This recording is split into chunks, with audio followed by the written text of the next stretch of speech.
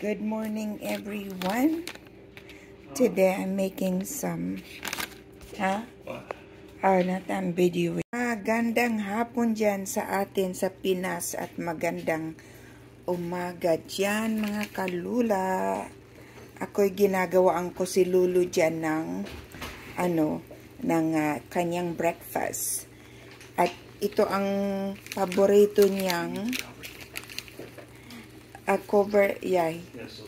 Oh, he wants me to cover it, he said. Ewan ko kung saan niya tong invento, pero ang tawag ko dito is over easy parmesan. Tawag ko dito, parmesan cheese sa ilalim, tapos sa taas, apat na itlog ni Pasing. So, ayan mga kalula. Technique ng pagluluto ng parmesan over easy is low fire. Lang siya. Ganyan lang siya ka low. Tatakpan mo siya kasi ito over easy medium ito. Makikita nyo maya-maya at medyo kunting namumuti-puti yung taas. Ayan, over medium yan. Over medium. Kasi mga kalula, ang over easy, makikita mo lang yung easy, yung very rare, yung nakikita nyo pa yung yellow sa taas. Ito, over medium siya. Over easy medium siya. So, ayan, tapos na yan. Makikita nyo naman yung cheese, medyo brown. Yan. Mayroon siyang parmesan over easy and also fruits. Yung prutas na paborito niya ay yung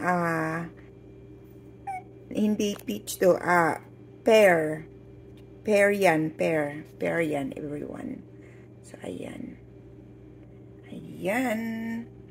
Ang sarap niyan. So, ngayon is serve ko na yan to kay Donyo. Donyo dyan. So, ayan lang yung video ko ngayon, everyone. Yung parmesan over easy, medium over easy, parmesan siya. So, yan ang paggawa. Pinakita ko lang ang paggawa ng medium over easy parmesan siya. So, remember, ilalagay nyo muna yung cheese sa kababa-babaan, tapos ipapatong mo lang yung itlog ni Pasing. Ayan, magandang araw dyan at magandang gabi dyan ngayon sa ating lahat. Sana po ay mag-iingat kayo parati. I love you guys. Ingat. Thank you.